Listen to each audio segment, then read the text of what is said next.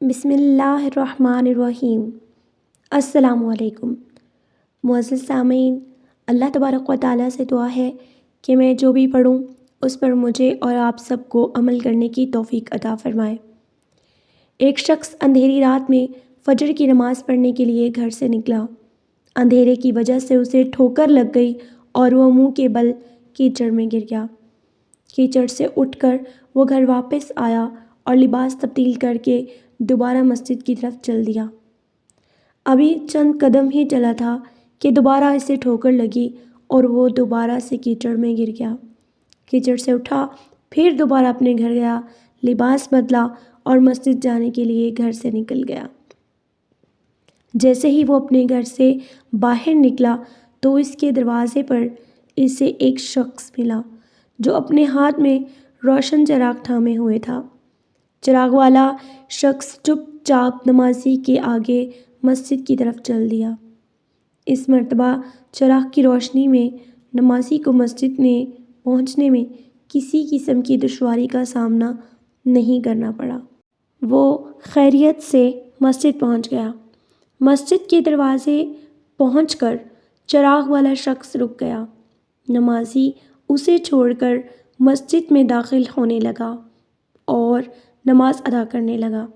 نماز سے فارغ ہو کر وہ مسجد کے باہر آیا تو وہ چراغ والا شخص اس کا انتظار کر رہا تھا تاکہ اس نمازی کو چراغ کی روشنی میں گھر چھوڑ آئے۔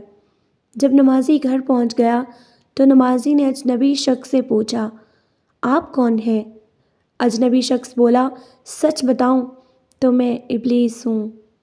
نمازی کی تو حیرت کی انتہا نہ رہی۔ اس اجنبی شخص کی یہ بات سن کر نمازی سوچنے لگا، ابلیس شیطان کیسے مجھے مسجد تک چھوڑ سکتا ہے؟ اس کا کام تو لوگوں کو بہکانا ہے۔ تو اس شخص نے بڑی حیرت کے ساتھ ابلیس سے پوچھا، تجھے تو میری نماز رہ جانے پہ خوش ہونا چاہیے تھا، مگر تم تو چراغ کی روشنی میں مجھے مسجد تک چھوڑنے آ گئے۔ ابلیس نے جواب دیا کہ جب تمہیں پہلی ٹھوکر لگی اور تم لباس تبدیل کر کے مسجد کی طرف پلٹے تو اللہ تبارک و تعالیٰ نے تمہارے سارے گناہ معاف فرما دیے۔ سبحان اللہ۔ اور جب تمہیں دوسری ٹھوکر لگی تو اللہ تبارک و تعالیٰ نے تمہارے پورے خاندان کی بخشش فرما دی، جس پر مجھے فکر ہوئی کہ اب اگر تمہیں ٹھوکر لگی تو اللہ تبارک و تعالیٰ کہیں تمہارے اس عمل کی بدولت تمہارے سب گاؤں والوں کی مغفرت نہ فرما دے۔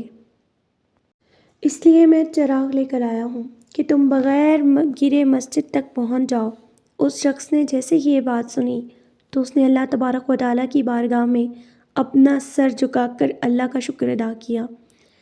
محترم ناظرین، یہ اللہ تبارک و تعالیٰ کی شان ہے، وہ جسے چاہے اپنے ذکر کے لیے چن لے۔